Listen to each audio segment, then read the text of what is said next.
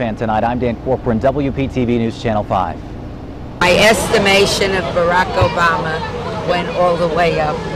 He is fantastic. He is absolutely fabulous. I really felt like I was in paradise. He was wonderful. And the message he gave you?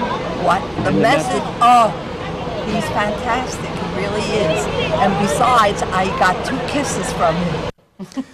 The president knew this day that he'd be welcomed by a largely Democratic audience at Century Village, traditionally a Democratic stronghold. The crowd, big fans of the president, so no surprise there. As the substance of his speech, familiar themes, making his case for re-election and zeroing in on issues about the economy and health care, among other topics at Century Village. Our team coverage continues with News Channel 5's Alex Sands, who covers government and politics for us, and he has the very latest. Alex?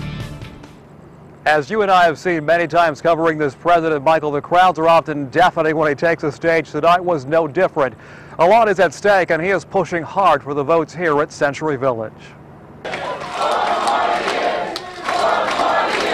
At Century Village, the crowd pushed nearly 700. The president wasting no time, drawing clear distinctions, putting forth 2 fundamentally different visions of how to grow the economy, create jobs, and pay down a growing debt. Their plan is to cut taxes more for the wealthy, cut more regulations on banks and insurance companies, and hope that somehow all that is going to create more prosperity for everybody. We tried it for a decade before I got elected, and it didn't work. In 2008, the president lost his sizable Florida demographic, the vote of those over 65, by 10 points. He hammered presumptive GOP nominee Mitt Romney hard. He wants to roll back the Affordable Care Act, health care reform, forcing 200,000 Floridians to pay more for their prescription drugs. Seniors would have to pay nearly $6,400 for Medicare than they do today.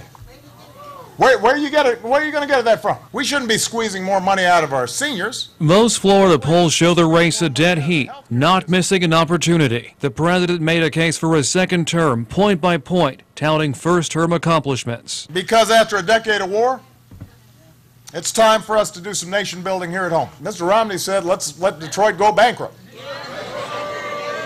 There were 1 million jobs at stake. So I said, no, let's bet on American workers.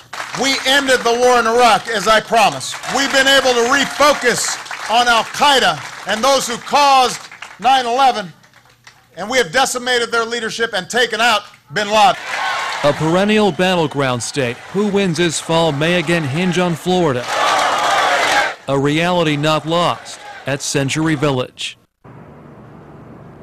Though this issue of health care played well here, there is still some question about how it plays elsewhere in Florida. The crowd was receptive to it here. The polls show it may be a different story.